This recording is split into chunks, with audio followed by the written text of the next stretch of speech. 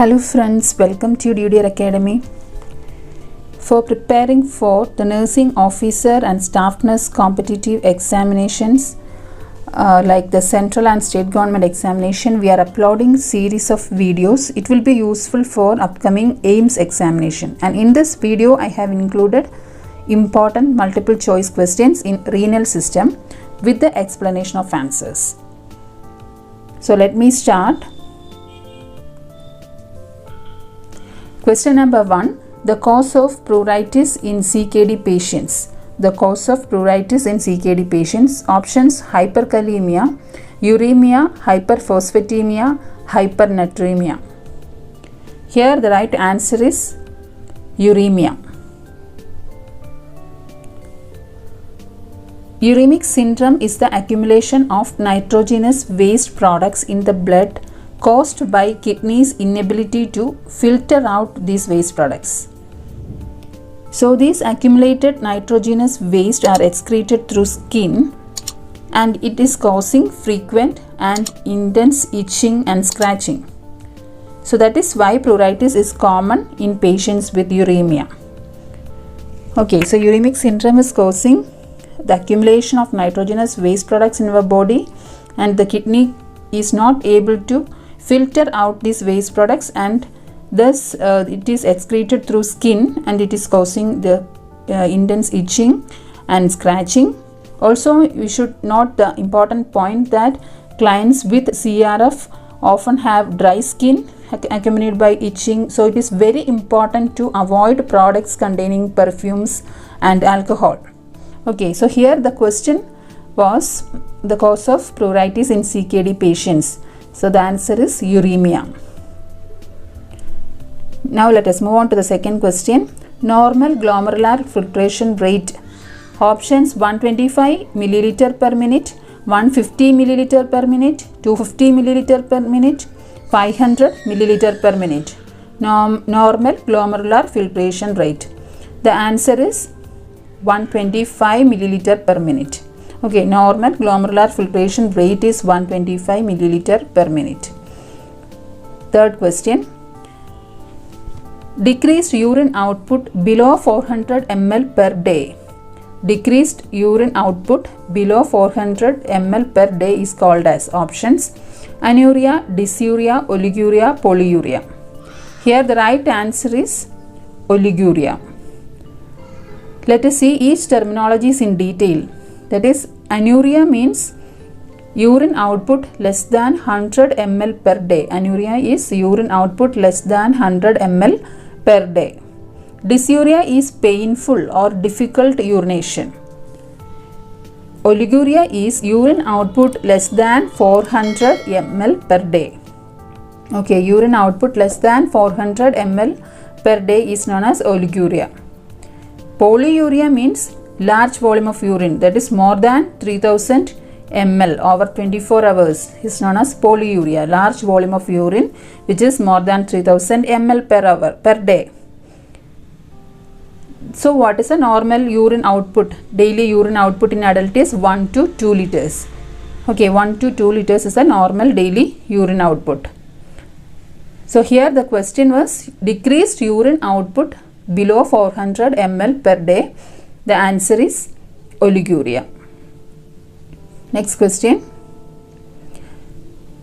Normal serum creatinine level. Options: 0.8 to 2 mg per deciliter, 0.6 to 1.2 mg per deciliter, 0.6 to 1.8 mg per deciliter, 0.8 to 1.8 mg per deciliter.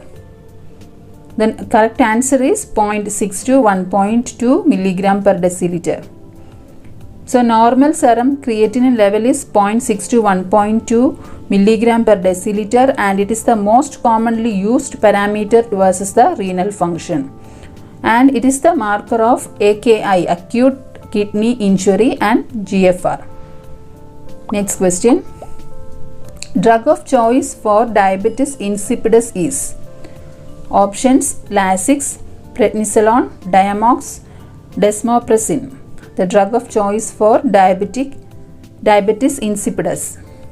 The right answer is desmopressin. Diabetes insipidus occurs when a person's kidneys pass an abnormally large volume of urine that is insipid. Insipid means it is dilute and odorless. And desmopressin is a synthetic vasopressin analog which acts specifically on renal tubular cells responsible for antidiuretic effect of the hormone. So here the question was drug of choice for diabetes insipidus. Answer is desmopressin. The next question number 6. Wilms tumor is otherwise known as options oligodendroglioma, epenthymoma, nephroblastoma, astrocytoma. Wilms tumor is otherwise known as.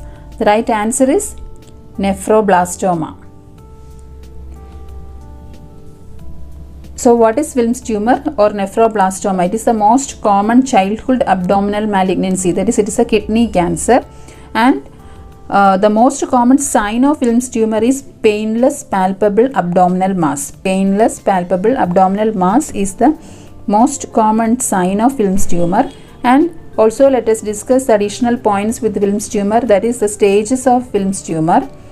First is stage 1. Here the tumor is limited to kidney and it is completely resected. In stage 2, the tumor extends beyond the kidney and it is completely resected. And stage 3 means it is the non-hematogenous tumor and it is confined to abdomen. Then in stage 4, there will be hematogenous spreading or hematogenous metastasis or lymph node involvement will be there.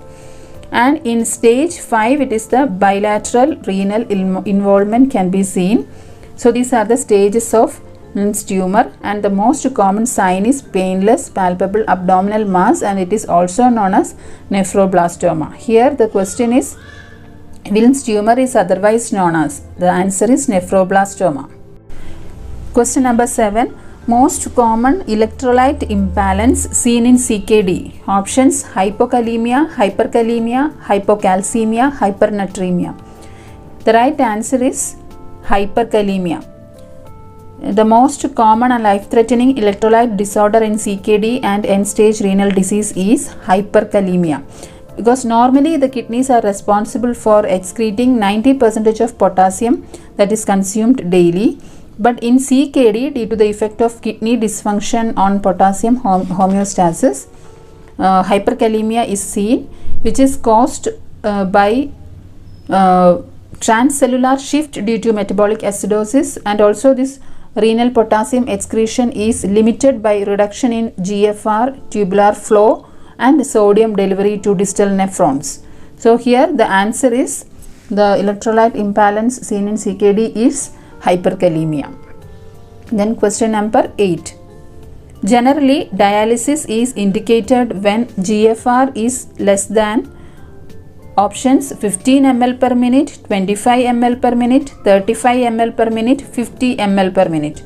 Question is generally dialysis is indicated when GFR is less than. Right answer is 15 ml per minute.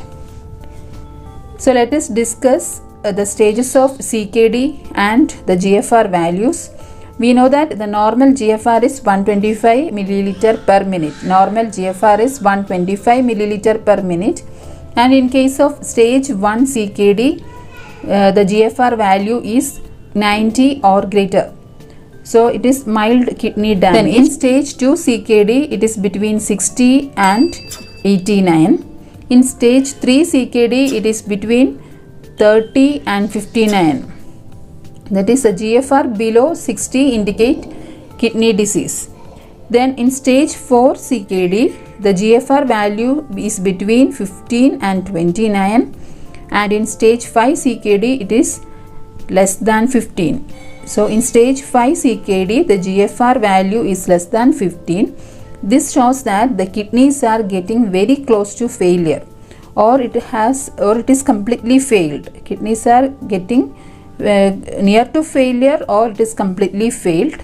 So hence here there is need to start dialysis. Okay, in stage 5, when the GFR is less than 15, there is need to start the renal replacement therapy, or dialysis is needed here. The question here was generally dialysis is indicated when GFR is less than. Answer is 15 ml per minute. Next question, question number 9. Pelvic muscle training or Kegel's exercise is indicated for options: urinary incontinence, urinary retention, urgency in urination, none of the above. Okay, here the right answer is urinary incontinence. So what is Kegel's exercise? Exercise is given to strengthen the pelvic floor muscles, and it strengthens the pubococcygeal muscles, and thus it prevents the urinary incontinence by retaining urine. So the answer is pelvic muscle training or Kegel's exercise is given in case of urinary incontinence. Then question number 10.